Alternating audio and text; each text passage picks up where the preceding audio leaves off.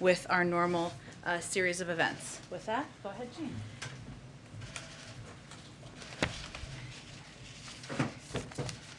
Thank you. It's good to be back. Our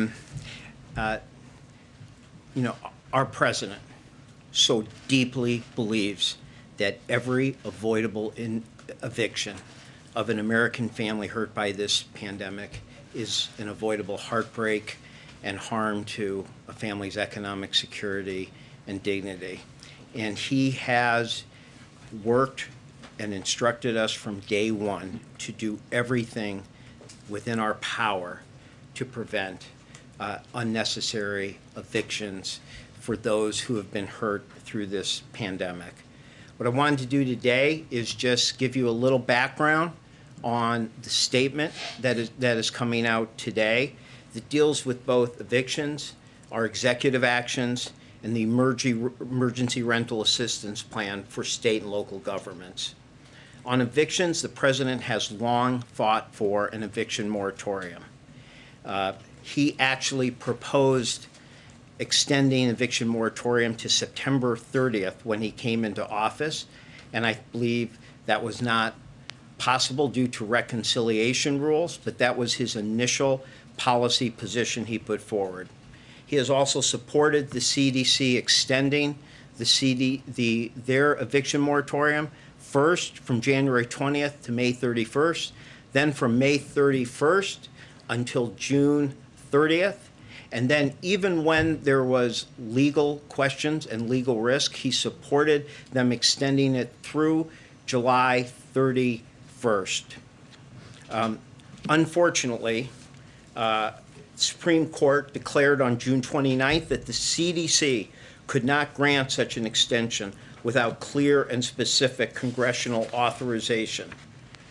But given the rising urgency of the spread of the Delta variant, the president has asked all of us, including the CDC, to do everything in our power to look for every potential legal authority we can have to prevent evictions.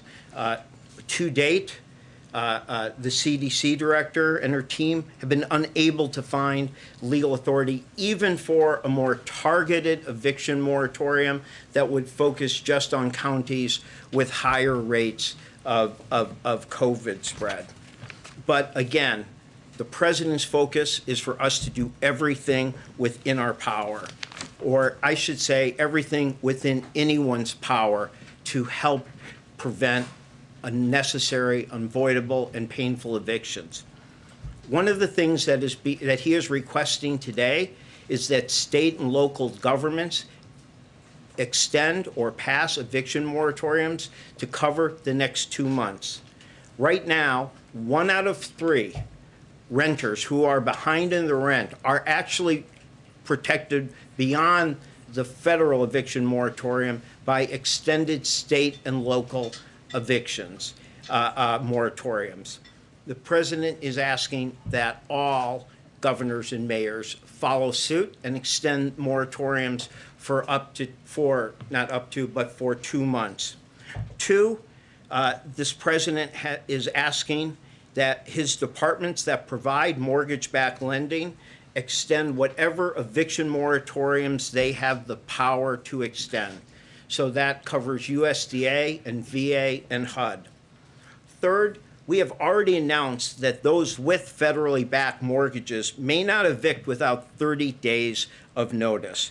But today the president is going further in a statement Friday and by the cabinet members and in his instruction today, he is asking that USDA, VA, and HUD and the Treasury Department as well make clear that those who benefit from government-backed mortgages or even tax relief related to housing should not seek evictions without first seeking the emergency rental assistance funding that allows, that makes landlords completely whole, that can pay up to 18 months of forward and back rent and utilities, that we want anybody who's got a government-backed mortgage to seek that type of relief. Finally, As the congressional leadership discussed and asked, we are going to do an all-agency review to make sure that we understand any potential reason why state and local governments are not getting funds out, and making sure that we are using all authorities, whatever federal authority that we have, to prevent evictions. On the state and local relief, as you know, there was $25 billion in initial emergency rental assistance. Again, this is the rental assistance that can make landlords completely whole and also keep families safely housed. It is a win-win solution. Unfortunately, on January 19th, the Trump administration left by putting in place a completely unworkable, high documentation guidelines that would have never worked. So immediately, Treasury cleared up those guidelines and got the remaining funds out. After that, the president, as part of the American Rescue Plan, added another $21.5 billion of emergency rental assistance.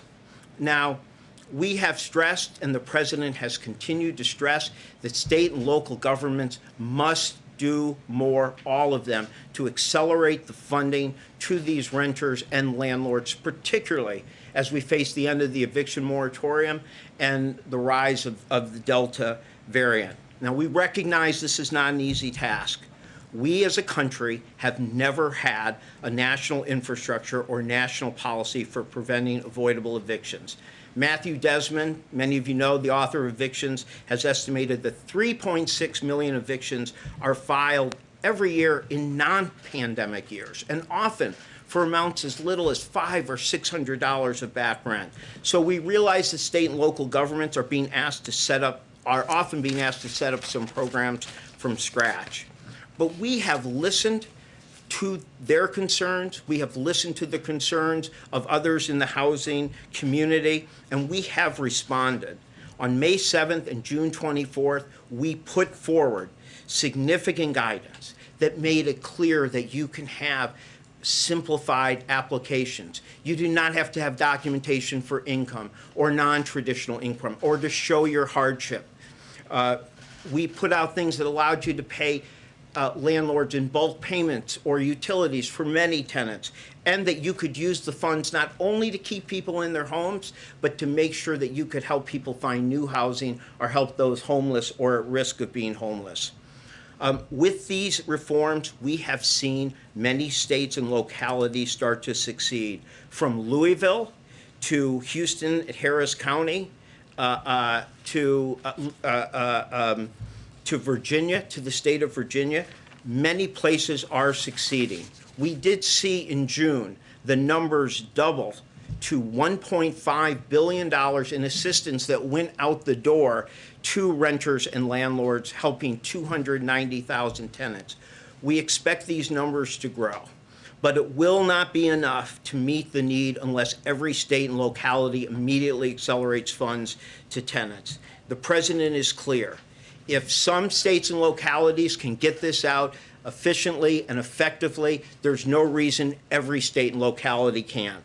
There is simply no excuse, no place to hide for any state or locality that is failing to accelerate their emergency rental assistance fund. So the president is asking today that at the state and local court level, that they heed the call of the Department of Justice to pause evictions, to ensure that evictions are a last resort, not a first resort. For those of you who remember, this is what the Department of Justice, Vanita Gupta, put out a major statement on, and what we did the White House summit with 46 cities to work and encourage them to use these kind of diversionary proposals to avoid evictions.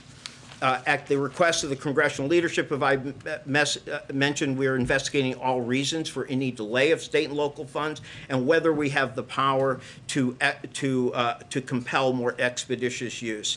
He also is calling on utilities and landlords to use the funds that Congress has made available to them, the emergency eviction funds, but also other funds in water and heating that they can use before they move to evict. And finally, he's asking the Treasury Department to make clear you can not only use your emergency rental assistance funds, the $46 billion, but any of the funds in the $300 billion state local fund to help with dealing with housing needs of anyone hurt with the pandemic. And that includes working with courts and legal aid and counselors, or to help give more incentives to landlords to cooperate with them who are willing to house those who are homeless, those who are have been evicted, or to provide more longer-term stable housing to the most hard-pressed renters. The message is very clear. This president wants to do everything within his power. We are still investigating what that legal authority is, whether there is any options that we can have on eviction moratoriums beyond what we've seen. But you can be sure of one thing: whatever is in the power of this president to do to prevent evictions, he is committed to doing. Nancy? Thank you so much, Jean. So House Speaker Nancy Pelosi is still calling today for the administration to extend the eviction moratorium. She seems to believe that the administration can do it. So what is the disconnect here? Why does she believe you have the power to extend the moratorium, but the administration is arguing you don't? Well, I would say that on this particular issue, the president's not only kicked the tires, he has double, triple, quadruple checked. He has asked the CDC to look at whether you could even do targeted eviction moratorium that just went to the counties that have higher rates, and they as well have been unable to find the legal authority for even new targeted eviction moratoriums. I mean, we share so much the goals of Speaker Pelosi and others on the Hill. You know, we mean this. This is a president who really understands the heartbreak of eviction. He is the reason why he is pressing and pressing, even when legal authority looks slim, is because he wants to make sure we have explored every potential authority. So this is, again, this is a president who is double, triple, and quadrupling this, and is not just, and is responding by then saying, if we don't have legal authority in some place, then we need to do a wide administration and state and local look at where we do have the authority to act and prevent evictions. She and other House Democratic leaders said they got very little notice from the administration, that it felt that it was unable to extend the eviction moratorium. And Dick Durbin, senator from Illinois, said a couple of hours ago, it looks like somebody dropped the ball. Did it take too long for the administration to determine that you weren't going to be able to unilaterally extend the eviction moratorium?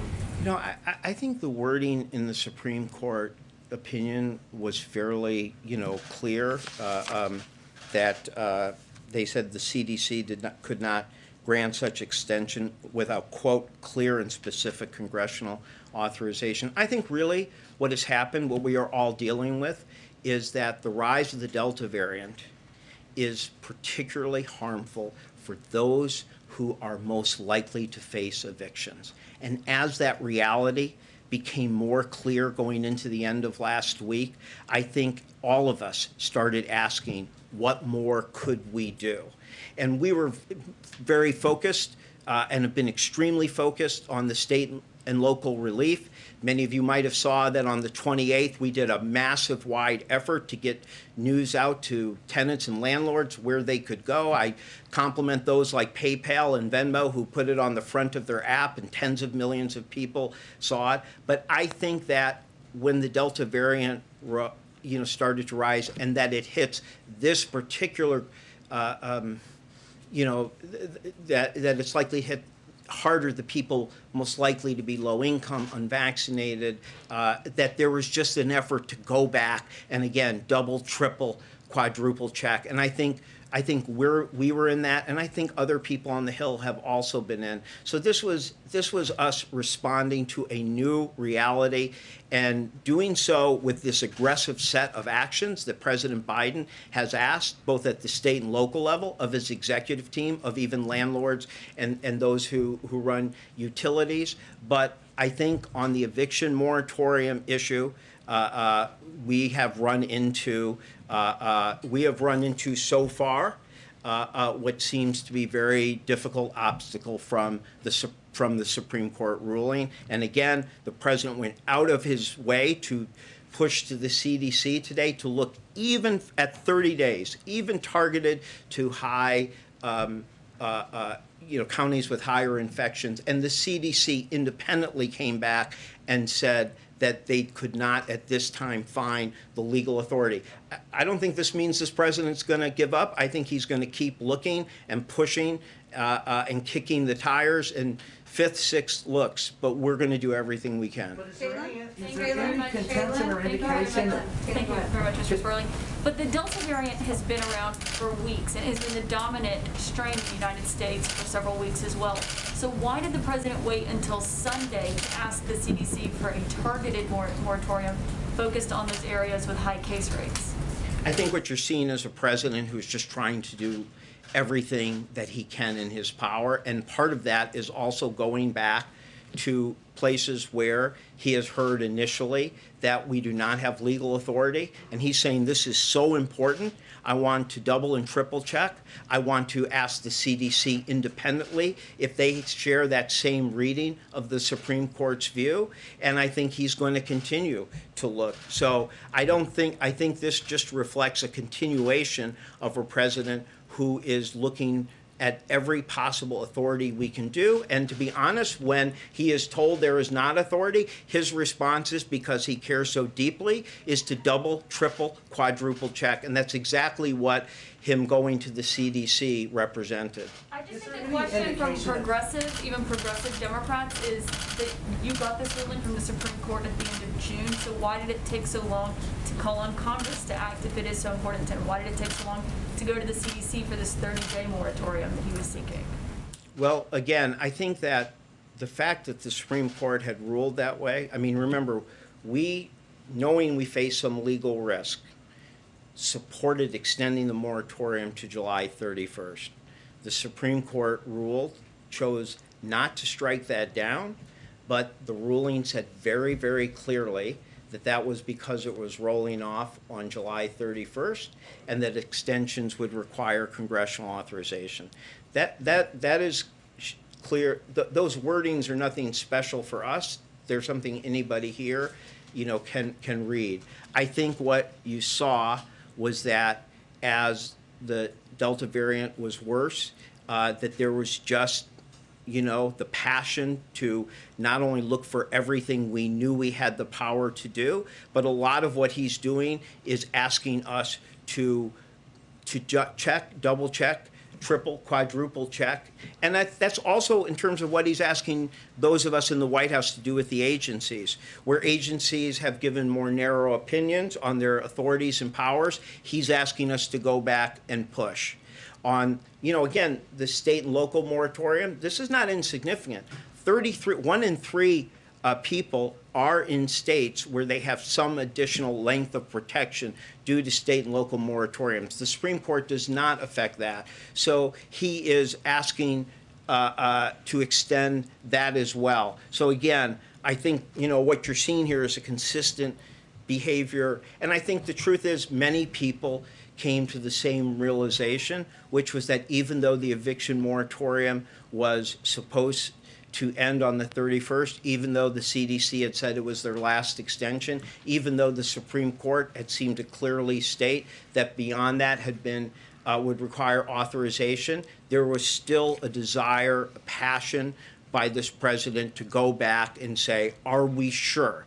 Are we sure? And he is still asking that question, and that's what he was pressing with the CDC. So it's not that this is the first he's doing on this. This is part of a continuation of him looking down every corner, kicking every tire, doing everything we can for whatever authority we have or policies we can do to protect people, protect against unnecessary evictions, particularly of those who've been hurt by the pandemic. Is there any indication, or is it the contention of this administration, that the undistributed funds that the state and local governments haven't distributed haven't been done so for political reasons? And if so, what's your reaction to that?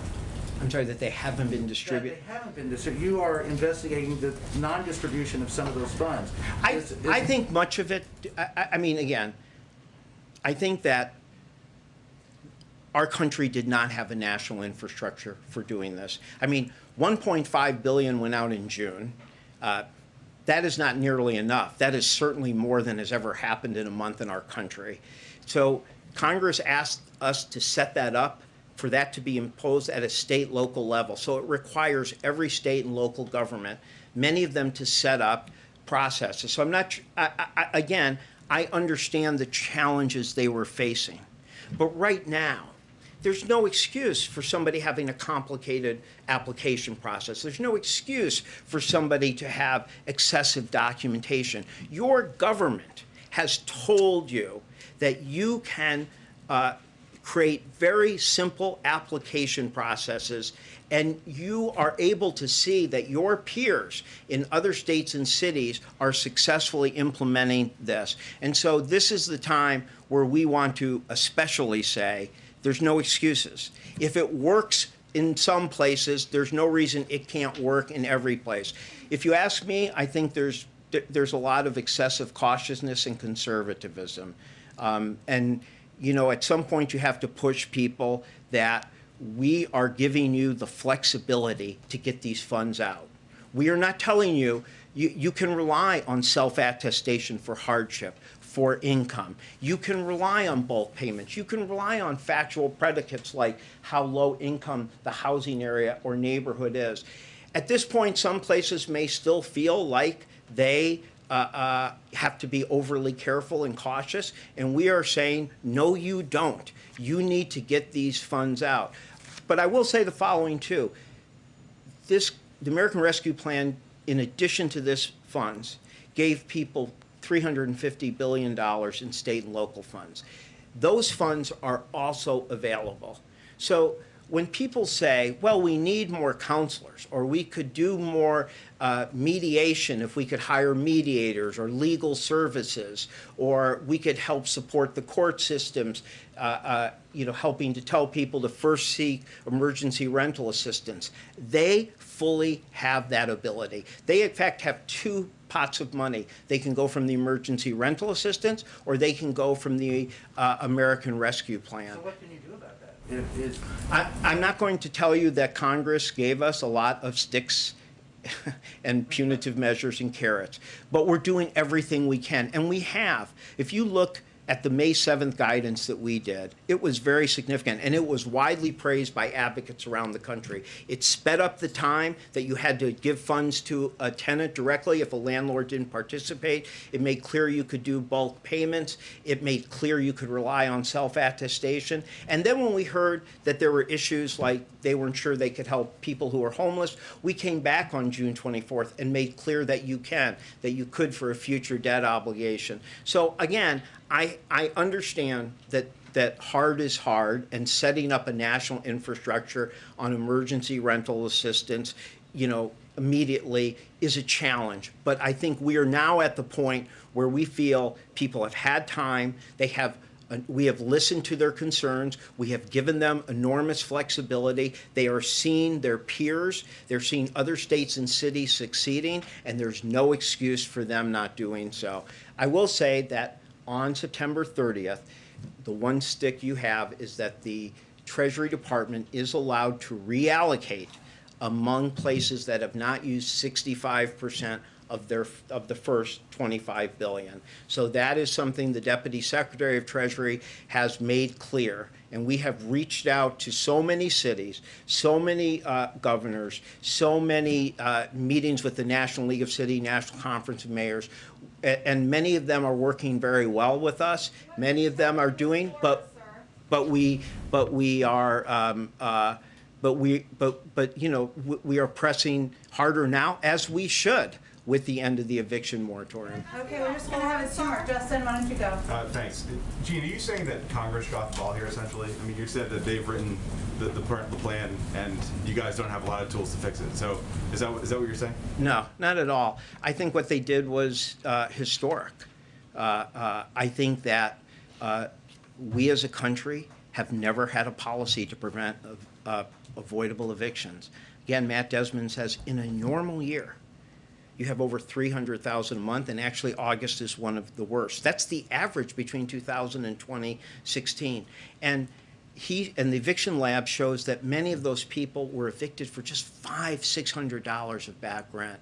So I think the idea that Congress pushed for us to create a national infrastructure that we could get this out and to put the amount of money in there that could help make landlords whole. Remember, the thing about the emergency rental assistance that's so important is that it helps struggling landlords and struggling tenants. It can pay up to 18-month forward or backwards of back rent or back utilities. So it is a way to make a landlord who is struggling whole while also keeping that tenant and their family safe and secure. I'm just expressing the reality of the fact that we do whatever we can with the tools we have. And we have found that the guidance has worked. Listening to people, making clear you could use self-attestation, making clear you could have low documentation. It has worked in many places. Again, I mentioned Louisville, Harris County, Virginia. That's just a small sample of the places it's working. So we think what Congress did was historic, and we think it has the potential to help enormously. And look, people shouldn't think that this is hopeless. You know, yes, people do reports of 6 million being behind, but when you look at the Pulse survey and the Philadelphia Federal Reserve, they're talking about, you know, a little less than 2 million really being a threat. We helped nearly 300,000. If we can get those numbers up, imagine if you were at 500,000. That meant you could be helping 1.5 million over a few month period. So if states and local governments rise to this great resources that this Congress wisely gave to them, there is every reason to believe that they could have a substantial effect in mitigating these evictions. And that's why we're pressing so hard, and that's why we're going to look for every bit of authority or persuasion or guidance that we can make. I'm just saying that the reality is there's not like a punitive stick. That doesn't mean that there was anything wrong with what I think is really a historic element of the American Rescue Plan that I think could not only be helpful now, but going forward in preventing unnecessary evictions that we know have often heartbreaking and longer-term impacts on families and their economic and health stability. I'm just going to go to Yamiche. We got to wrap it up after that, but so we go to the farther back. Go ahead. Thanks so much for taking my question, and thanks Sure. for adding one more. I guess my question is, it's two-part. One, why not force the Supreme Court to make this decision? And two, is that decision not to actually go to the Supreme Court and force them to strike it down? Does it have anything to do with fears that the Supreme Court might strike down the administration's broad use of public health laws for other policies? You know, I do not necessarily. I believe that people have been examining whether there is legal authority to go forward, period, whether there's legally available option.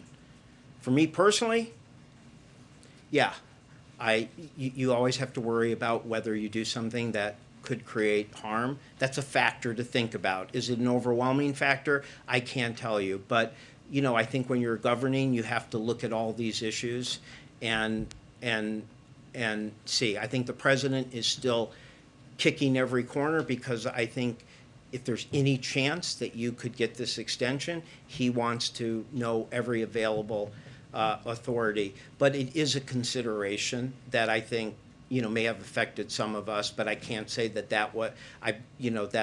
I think within our legal counsel and the CDC, I think they have spoken mostly about simply whether there is that legal authority to go forward. But again, I want to make clear, you've seen this president is continuing to double, triple, quadruple check on those issues.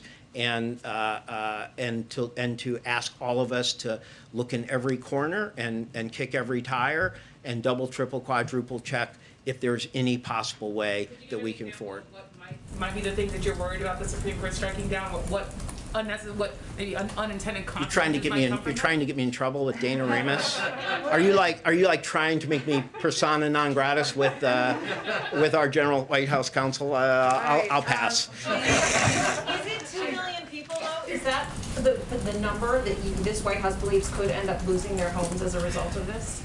I am saying that those who are those are people. Those are the estimates for 1.4 to 1.9 are people who fear that they could be at a deeper level. A significant percentage of them are in states where there's eviction. The moratorium is increased. We have lots of indications that the kind of diversionary policies that we are doing is helping. And also, remember, we're at almost 300,000. If we're up to 400,000 or 500,000, then you could be talking about helping well over 1 million people in a few month period. But what I'm trying to say is that we are pushing hard because we do believe that if state and local governments were to accelerate, if all of them were to do as well as the best performers are, what I'm trying to say is that it could make a sizable impact on mitigation because those type of numbers over a few month period, you could have a substantial impact. That said, not everyone. But what's the number that America should brace for? How many people does this White House believe could lose their home because of this? I do not have an estimate. What I was trying to discourage against was the use of just the largest. I mean, sometimes people are just using what is the percentage of 45 billion or what is the percentage of everybody who says they didn't back pay, and it can make it seem like it can understate the degree of progress. If you feel like being able to help several 100,000 a month over a few months, it could matter a lot. And if we could get all the states and local governments, I'm saying that you could make a sizable impact. Millions. What's that? Do you foresee millions of people losing their homes? No. Okay, Jean, thank you very much. He's available. He works here, so he No. has to help us out I more. don't. I just was identifying what the more targeted estimates are of the people who say in surveys that they feel at some point, not just, at some point, and that's why I'm saying that's why the assistance is so important, because you could hit a sizable impact of people who could be at risk each month if everybody was operating. Could be a meaningful number, though, every eviction is a heartbreaking, so I don't want to play down those who could still face it, but just to stress that the state and local governments accelerating. We're 290,000. If it keeps getting larger and larger every month and sustains for several months, that it could have a sizable impact. Thank you. Thank you, Jean. Thank you. As a native, though, it's Louisville, not Louisville. Okay. They're just the team that beat Michigan in the finals. Learning new things every day. Okay. Couple things for you all at the top. In addition, today the Department of Education released their return to school roadmap of great interest to many parents, students, educators, and communities across the country. It outlines the community resources and support they need for a safe and healthy school year this fall. Thanks to the American Rescue Plan, every school has the resources they need to ensure every student can learn in person, which absolutely remains our objective. The roadmap addresses 3 landmarks and provides strategies and resources to get communities there, including health and safety, vaccinations for Americans 12 and older and indoor masking, social, emotional, and mental health support for students, and accelerating academic achievement. The president has been clear that it is a top priority to have children in school in person full-time this fall, and he has secured the resources to help ensure we can do that safely. I'll also note that I've invited Secretary Cardona to come join us in the briefing room this week, so we're working to schedule that as well to give you all a briefing and an update. I also wanted to note that with Congress on recess for most of August, we are launching a huge push throughout the month to promote President Biden's Build Back Better agenda and highlight the success of the president's first 6 months in office, especially in delivering economic relief to the American people, creating a record number of jobs for an administration's first 5 months, and spurring on the fastest economic growth during the first half of the year in almost 4 decades. In addition to a regular cadence of White House messaging to support the Build Back Better agenda, key principals, including the Vice President, the First Lady, the Second Gentleman, will fan out to hold events in communities across the country, touting the President's Build Back Better plan to drive more economic growth and invest in America's middle-class families by cutting taxes for families with children, lowering health care costs, and meeting the moment on climate change. The President will also promote his agenda throughout the month. They'll be joined in that effort by the Cabinet, which will be stumping in every corner of the country on the importance of passing both the bipartisan infrastructure bill, can we call it the BIB now? I'm going to try, and the Build Back Better agenda to invest in our economy's strength, make life better for all families, and confront the existential challenge of climate change. As part of that, in the first 2 weeks of August alone, 14 cabinet secretaries will travel to at least 26 cities in 13 states and the District of Columbia, with additional events being added. As just one example, Secretaries Walsh and Raimondo will be heading to New York City this Wednesday to highlight the broad support from both labor and business community for the President's economic vision. With that, Jonathan, kick us off. Thank you. First, one follow-up to the evictions thing, and then moving on to foreign Sure. policy. Quickly on this, from the briefing we just received, it seems like the White House does not want to challenge this in court. But lawmakers, Democratic lawmakers who are unhappy with the response so far, are basically saying, and I'm paraphrasing, don't let Brett Kavanaugh stand in the way of this. Why not take executive action now to direct the CDC and deal with the court later on?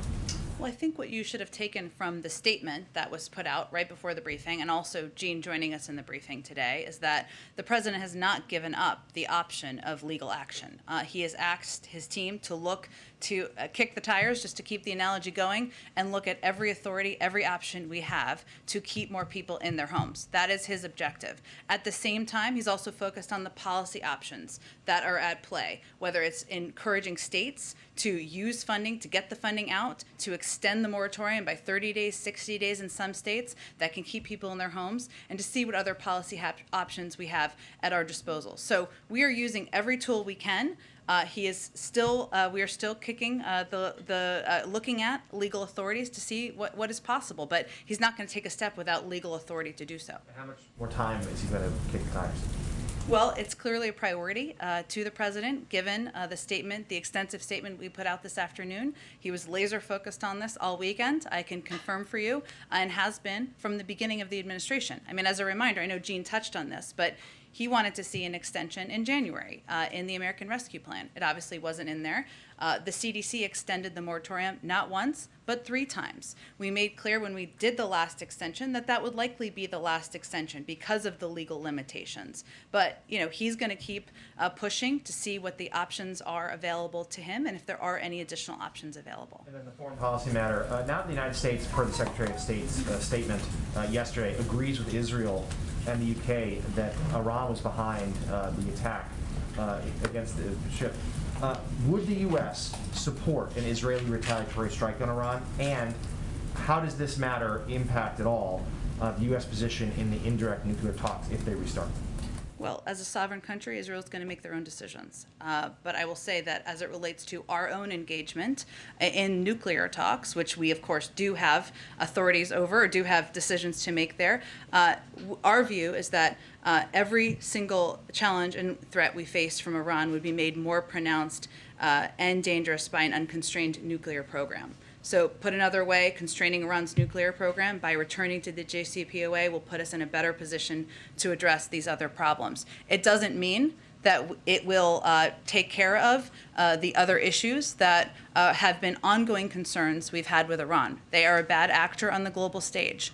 They have threatened our own military, as we all know. But we continue to believe that pursuing a diplomatic path forward, that pursuing an opportunity to make sure we have greater visibility and into what their nuclear capabilities are is in our national interest.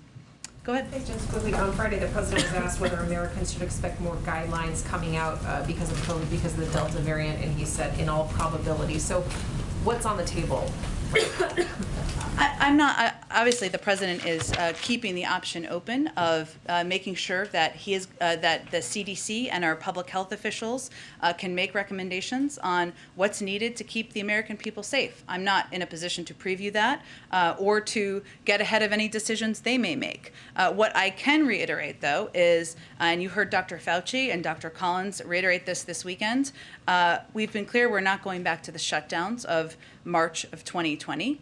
We are not going back to the economy shutting down. We've made too much progress. Too many people are vaccinated. There's been too much progress on the economic front.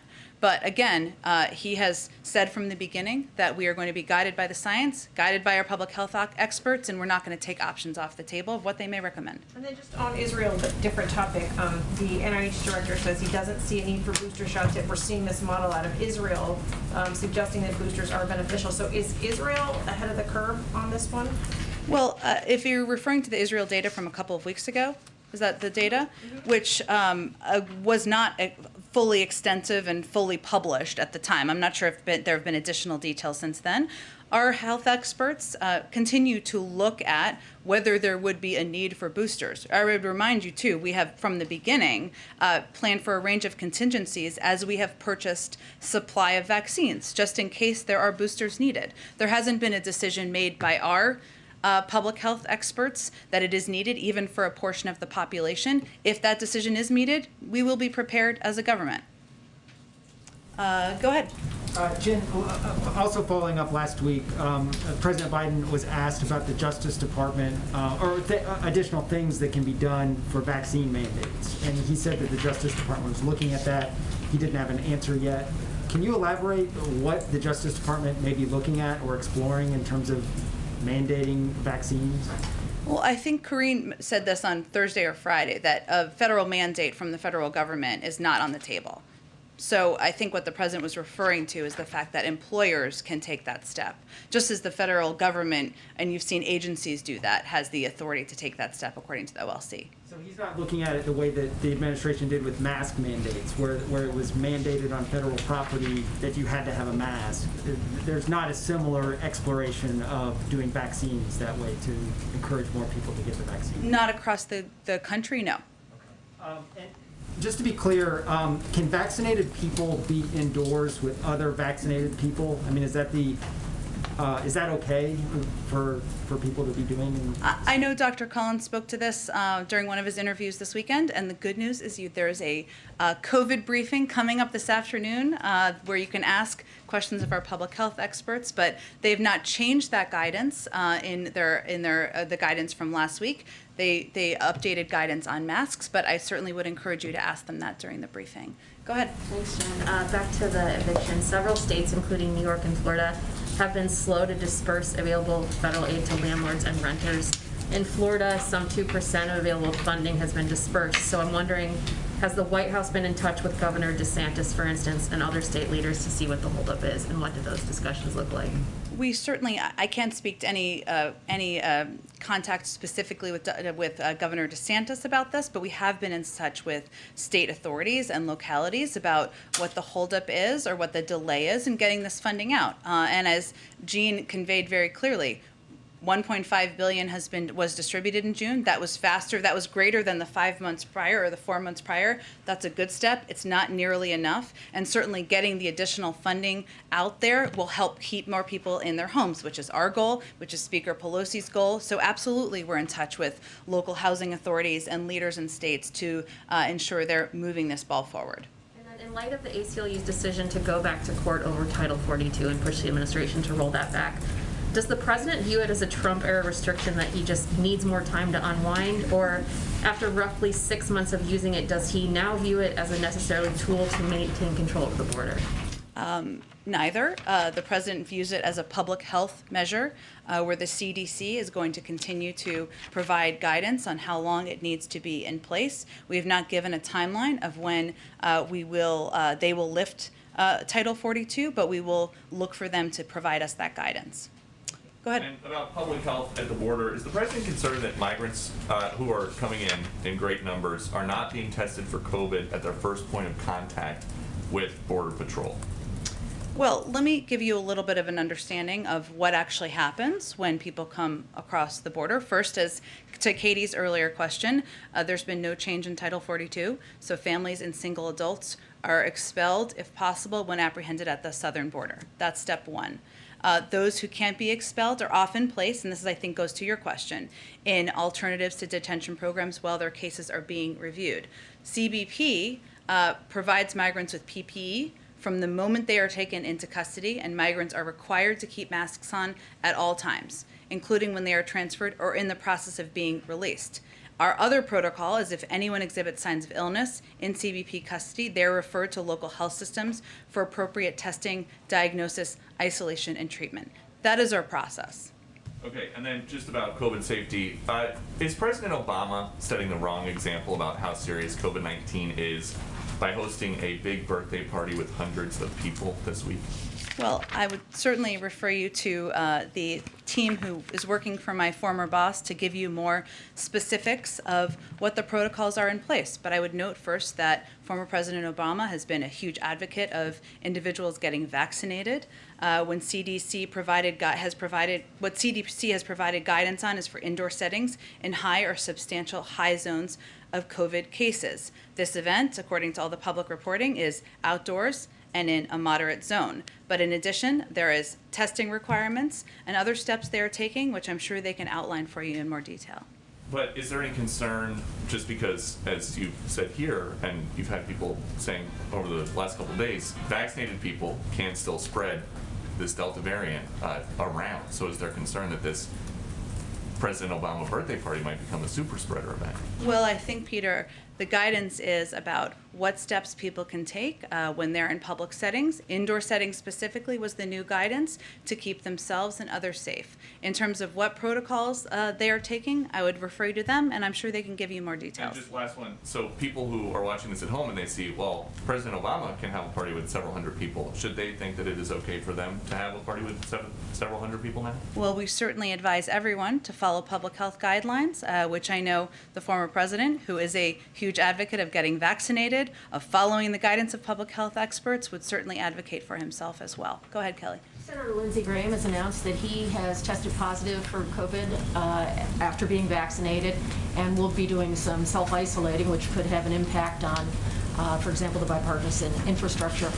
So what is your reaction to that? And secondly, does the administration feel like they need to get more sources of information on breakthrough cases, given the anecdotal experience many people are having of seeing more incidents of that, beyond just the issue of hospitalizations and deaths, but more information about how much the breakthrough cases are spreading? Well, let me first say that every single piece of available evidence shows that breakthrough infections are rare and mild, and that is according to a range of data. So according to new research from Kaiser Family Foundation from January to July, the rate of breakthrough cases reported to states is below 1%. We've seen data come out from England, Scotland, Canada, and Israel showing that vaccines are about 80% effective in preventing illness from Delta and about 90% effective in preventing hospitalizations by Delta. CDC is actively tracking tens of thousands of people in cohort studies, as I think you know, and we've talked about a little bit in here. Some of them doing weekly PCR testing, which includes healthcare professionals, first responders, hospitalized adults, and people in long-term care facilities. Also, states and hospital associations are reporting their own data. Now, we know there's an interest in getting that data. We support that. Dr. Walensky says that they plan to release that as well, which we, of course, support as well, and it's important for you all to look at. But I would note that, and I thought this was important because if you look at the power of vaccinations, you're looking at specifically the numbers of, according to 7-day averages of January versus July. January is, of course, the lighter numbers, and then the darker number is July. And if you look at hospital admissions and deaths, this is really because of the impact of the vaccine and how effective it is at preventing people from being hospitalized and dying from COVID. We certainly do hope that Senator Graham has a speedy recovery and experiences mild symptoms, and we wish him the best of health through that. In places like Florida, where hospitalizations are at a record level, Yeah. is there any concern about the number of resources available, rationing of care, additional equipment that needs to be sent in, or personnel to assist? Well, one, we stand ready and available to provide any assistance that is needed, whether that is Florida or any other part of the country. We've done these strike forces. We are at a very different point in the pandemic than we were a couple of months ago. We have ample vaccine. We have ample experts. We have ample resources to provide them. I will note, as you touched on there, 20% of the cases we're seeing are in Florida. There are steps and precautions that can be taken, including encouraging people to get vaccinated, encouraging people to wear masks, including allowing schools to mandate masks and allowing kids to wear masks, which is not the current state of play in Florida. So, at a certain point, leaders are going to have to choose whether they're going to follow public health guidelines or whether they're going to follow politics. And we certainly encourage all governors to follow the public health guidelines. Go ahead. Thanks, Jen. As you know, the UK and EU are now reopening to vaccinated travelers from the US. Can you give us an update on the decision-making process here in the US about whether and when to reciprocate? Certainly understand the question. I know there's a lot of people out there who are eager to see loved ones, to travel, to return to flights between our country and many countries in Europe. I don't have an update. There's ongoing discussions on a policy level with public health officials. As you know, we have these ongoing working groups, but I don't have an update on the timeline of a decision. And then the HHS Inspector General announced today that they are opening an investigation into this large tent camp at Fort Bliss that houses migrant children because of reports that kids were having panic attacks and exhibiting self-harm. I'm wondering, have any changes been made already to address some of those concerns, and how big of a concern has this been for HHS and the White House? Well, thank you for the question. Secretary Becerra did speak to this last week, and HHS does take every allegation of wrongdoing seriously and swiftly report allegations not only to the Office of the Inspector General, but to the appropriate local authorities. I would say that there have been actions that some of the reports of conditions are several weeks old or even longer than that, and so there have been steps that have been taken to make improvements on the ground, including children at Fort Bliss meet with a case manager on a weekly basis, and we have close to 60 mental health and behavioral counselors on site working with the children. One of the issues that was raised was the lack of mental health access, so that's a step that the HHS team has worked to improve. More than 1,000 staff at the ORR at Fort Bliss have received required training, including child best welfare practices, behavior management, trauma-informed care, cultural competence, and reporting. Training is ongoing as well, and this is certainly an issue we take quite seriously. These reports were made directly to the Office of the Inspector General, and improvements have been made. Jen, we're told you have a hard out, so maybe like two more. Okay, go ahead. Thank you, Jen. A couple of quick questions. One on vaccine misinformation. Since President Biden and the Surgeon General, have spoken about the issue, you've spoken about it as well. Has the White House seen the companies, specifically Facebook and the other social media companies, take any steps to address vaccine misinformation? Any notable changes that you have seen? It's a really great question. I will have to talk to our team and see if there's any specific notes of improvement that we can call out. I'm happy to do that or connect you with them directly. So the reason I ask is obviously because we're seeing this increase in vaccinations again, and that seems to be tied to the number of cases going up. But we're just sort of wondering if there is anything that we can tie back to maybe some of the misinformation campaigns being contained. Well, look, I think that it's hard to draw a connection to one specific step in any local community. But there's no question, you see this anecdotally through a lot of your reporting, which is where people see their neighbor got a vaccine, their friends got a vaccine, and they're okay. And on the flip side of it, they had a friend or a neighbor who was hospitalized, and it made them go and get a vaccine. So certainly, it's an ongoing battle against misinformation. It's not just on Facebook, though that is a mechanism for misinformation traveling, no question. It is through a range of mediums. We all have a responsibility, but we are certainly seeing in the states where there are higher case rates. We've seen record rates of, I should say, very encouraging rates of vaccination, and that can be because of a number of factors. Go ahead. Sorry, I just had one more on voting rights quickly. Sure. There are 100 state legislators who are converging in D.C. today from over 20 states. They're going to be meeting with Texas Democrats. We did see the Vice President meet with Texas Democrats earlier. I just was curious if the President and the Vice President plan to meet with these lawmakers and if they have any message for them. Well, first I would say the President and Vice President, the message to them is we stand with you and believe that voting rights are a fundamental right for the American people across the country, and the President would love to sign voting rights legislation into law. This will continue to be a fight of his presidency, and that's why he's asked the Vice President to lead this effort. Go ahead. Two quick ones for you. The U.S. has now hit the President's July 4th goal to get 70% of American adults with one shot. What is his reaction to that goal being that a month late? Well, it was a goal that he set. We set as an administration because we believe in bold, ambitious goals.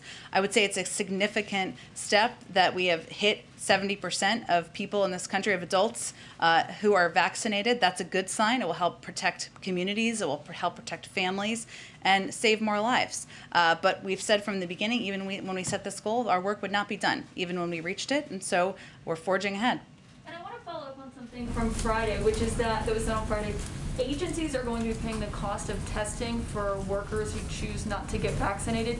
Does that mean taxpayers are going to be paying for the test of federal workers who choose not to get vaccinated? I'm sure I can check with each agency. It may be different agency to agency, but it's typically would be a part of their funding. But I can check and see if there's more clarification on that front. I know we have to wrap, but Mona, I know you came in and came out, so why don't you end us off here? Appreciate it, Jen. A couple of things. I want to follow up. I was asking the President on Friday before his departure, why hasn't he, I have an inkling, but for the American people, why hasn't he signed an executive order on the VRA? That's the one thing. And then to follow up on the eviction moratorium for context, of course, you probably know there is landlord state, renter state type of situations. And so in the state of Florida, it is a landlord state, meaning the law favors landlords. Some of my research has indicated that renters are having a difficult time in a general sense, and now that they have these tools that they can take advantage of from the government, they are facing more stress and a lack of cooperation from these landlords. I've gotten a lot of that over this past week. I have been following this since a month or so ago, reporting on this weekly. And what I'm hearing more and more is that people are afraid that they're just not going to get the support because of that lack of cooperation. And I know it's been addressed, but what do you think we can do, or the government can do even further to make sure that these states and local municipalities are cooperating? Well, Mona, I think one thing that's really important is to make sure that communities understand best practices and that they know how to get this funding out. As Jean touched on, there's unfortunately a dispersed system across the country on how to distribute this funding to renters. It's not just, the issues in the housing market, or keeping renters in their homes is not a new issue. It's one that has existed for quite some time, as it sounds like you know well. So one of the things we've done is we've hosted these 2 summits with 46 of the cities with most tenants at risk to help jurisdictions set up these new eviction prevention programs. And certainly we want to provide renters with the understanding of what their rights are in this regard, that this funding can go out until 2025, that this funding is something that the federal government has advocated for because we want people to stay in their homes. There's no question there's more work to be done, but the President advocated for this because he wants to make sure more people can stay in their homes. And you were acting about the DRA, just principally, people want to know if the President can sign an executive order for transgender rights, for example, why can't he find the same power, does he have the same power to sign an executive order for the VRA? Well, the Voting Rights Act. Yes, first of all, I would say that in order to make change permanent, you need legislation and you need laws passed. And the President is looking forward to and eager to sign voting rights legislation into law. There have been ongoing discussions, many of you have reported on, and he's going to keep at it. He did sign a voting rights executive order early on in the administration, a historic voting rights executive order, which provided, he wanted to tap into every authority he had from the federal government to protect people's rights, but certainly making laws permanent will protect them longer term. I know we'll have a longer briefing tomorrow. Thanks so much, everyone, for your time.